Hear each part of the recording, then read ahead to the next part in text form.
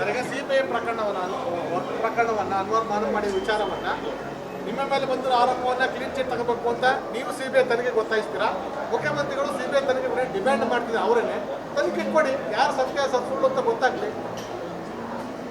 ಬಹಳ ಒಳ್ಳೆ ಬೆಳವಣಿಗೆ ಏನಪ್ಪ ಅಂತ ಹೇಳಿದ್ರೆ, ಈ ರಾಜ್ಯದ ಮುಖ್ಯಮಂತ್ರಿಗಳು ಸಿದ್ದರಾಮಯ್ಯನವರಿಗೆ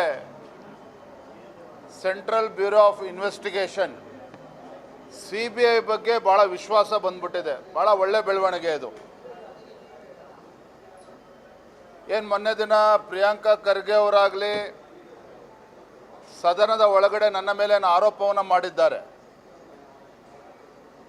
ತದನಂತರದಲ್ಲಿ ಗೌರವಾನ್ವಿತ ಮುಖ್ಯಮಂತ್ರಿಗಳು ಸಹ ನನ್ನ ಮೇಲೆ ಆರೋಪ ಮಾಡುವ ಕೆಲಸವನ್ನೇನು ಮಾಡಿದ್ದಾರೆ. ನನಗೆ ಖಂಡಿತ ಮುಖ್ಯಮಂತ್ರಿಗಳ ಮೇಲೆ ಆಗಲಿ ಪ್ರಿಯಾಂಕಾ ಖರ್ಗೆ ಅವ್ರ ಮೇಲೆ ಆಗಲಿ ಆಕ್ರೋಶ ಬರ್ತಾ ಇಲ್ಲ.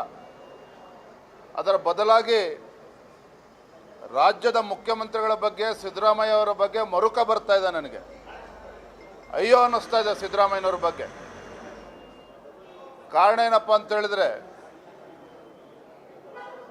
ಬಹಳ ಶುದ್ಧ ಹಸ್ತರು ಅಂತೇಳಿ, ಬಹಳ ಪ್ರಾಮಾಣಿಕರು ಅಂತೇಳಿ ಸಿದ್ದರಾಮಯ್ಯನವ್ರು ಏನು ತಮ್ಮ ಬೆನ್ನನ್ನು ತಾವು ತಡ್ಕೊಳ್ತಾ ಇದ್ರು, ಅಂತ ಒಬ್ಬ ಪ್ರಾಮಾಣಿಕ ಮುಖ್ಯಮಂತ್ರಿ ಆಗಿದ್ದಂಥ ಸಿದ್ದರಾಮಯ್ಯನವರು ವಾಲ್ಮೀಕಿ ಅಭಿವೃದ್ಧಿ ನಿಗಮದ ಹಗರಣ, ಮೈಸೂರಿನ ಮೋಡಾ ಹಗರಣ, ಎಕ್ಸೈಸ್ ಹಗರಣದಲ್ಲಿ ಏನು ಸಿಲುಕಿ ಹಾಕ್ಕೊಂಡಿದ್ದಾರೆ.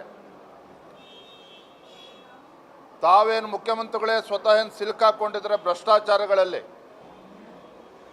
ಅದರಿಂದ ನರಳುತ್ತಾ ಇವತ್ತು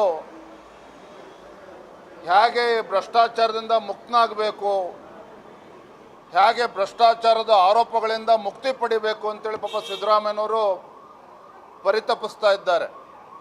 ಇದರ ಪರಿಣಾಮವಾಗಿಯೇ ಸದನದಲ್ಲಿ ಅವರ ಸಚಿವರು ನನ್ನ ಮೇಲೆ ಆರೋಪ ಮಾಡಿದ್ದಾರೆ. 150 ಕೋಟಿ ಆಮಿಷ ಒಡ್ಡಿದ್ದೇನೆ ಅನ್ನುವ ಆರೋಪವನ್ನು ಮಾಡಿದ್ದಾರೆ.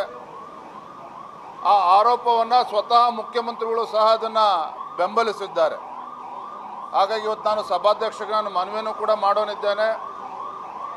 ಏನು ನನ್ನ ಮೇಲೆ ಇವತ್ತು ಸದನದ ಒಳಗಡೆನೆ ಇವತ್ತು ನನ್ನ ಮೇಲೆ ಆರೋಪ ಮಾಡಿದಾಗ, ಸದನದ ಒಳಗಡೆನೆ on the floor of the house ನಾನು ಚರ್ಚೆನೂ ಕೂಡ ಮಾಡ್ತೇನೆ, ಇದಕ್ಕೆ ತಕ್ಕ ಉತ್ತರವನ್ನು ಕೂಡ ನಾನು ನೀಡ್ತೇನೆ ಇವತ್ತು.